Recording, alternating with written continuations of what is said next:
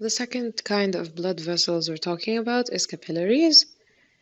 Arteries, once they branch into arterioles, and arterioles are going to feed networks of capillaries. So arteries, and then arterioles, and then capillaries.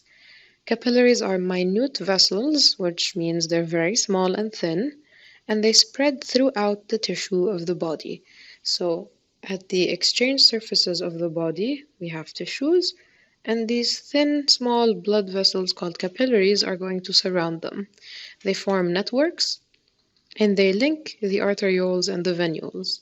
So from artery, we go to arteriole, which is a thinner kind of artery. So the artery just thins down into arteriole. Then we go to capillary, and then we have venule, which is the thin veins. And then the venules go into the bigger veins.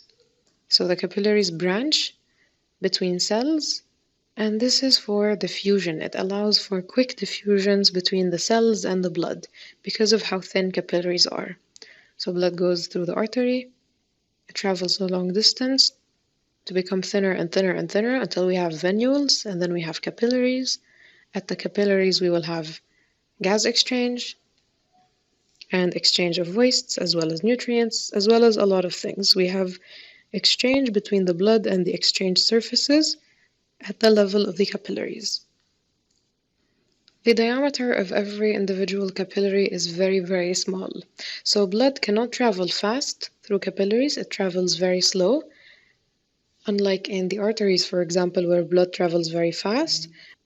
And because we have this slow flow, diffusion happens very, very efficiently at the level of capillaries. You can look here, you can see a picture of capillaries. The capillaries are so thin that red blood cells have to travel in a single file.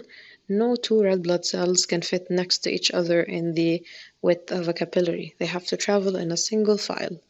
So blood here is traveling really slow compared to the arteries, for example, and this is what allows for diffusion.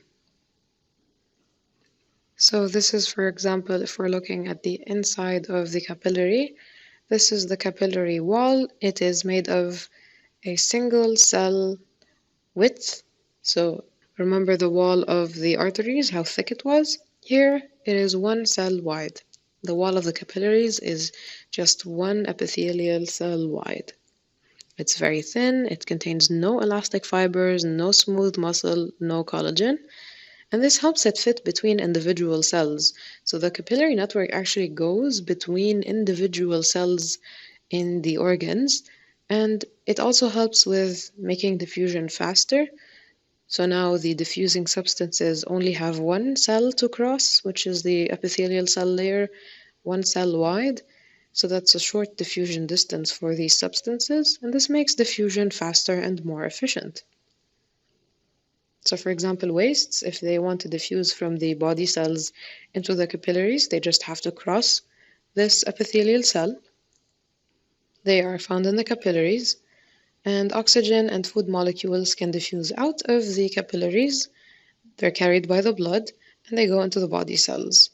And then the waste is, brought back from the body cells to the capillaries to be taken away.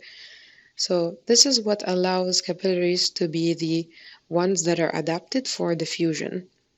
We don't have diffusion along the arteries and the veins, and that's why capillaries are important.